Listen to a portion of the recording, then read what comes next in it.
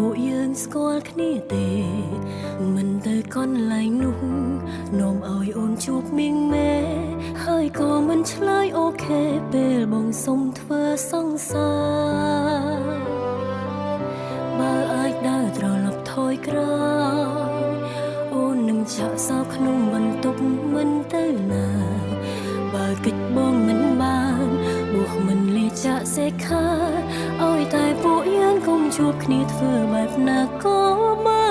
នមួយជីវិតមិនធ្លាប់ខំតែអូនខំជ្រើរើយកបងកាលះបងអូនកូនងងបងតបស្នងដោយភាពក្បត់ស្ដាយវេលាតស៊ូរស់នឹងបងទាំងលំបាកជូរចត់ចុងក្រោយបងលួចក្បត់មិនអើសមួយជីវិតមិនធ្លាប់ខំតែអូនខំស្រឡាញ់បងកាលះបងអូនកូនឡងបងដឹងតែធ្វើមិនឃើញគិតថាអូនគ្មានដំឡៃហើយអ្វីបងមិនដោះលែងអូនទៅប្រឹងចង់រត់អូនឲ្យនៅធ្វើបាបចិត្តដល់ពេលណាទី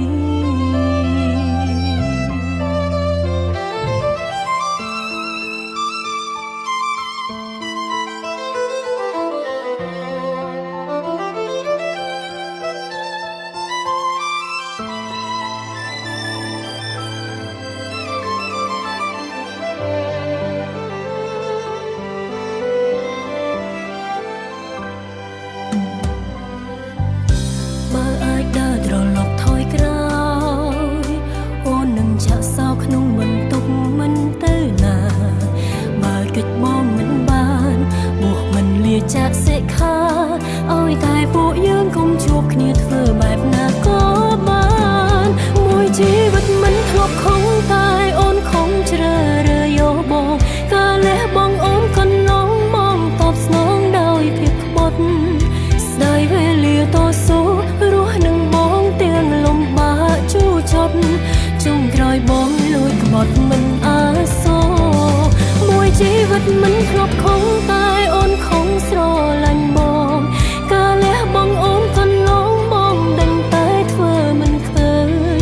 គិតថាអូនគ្មានដំឡៃហើយអ្វីបងមិនដោះលែងអូនទៅប្រឹងចង់រត់អូនឲ្យនៅធ្វើបាបចិត្តដល់ពេលណាទី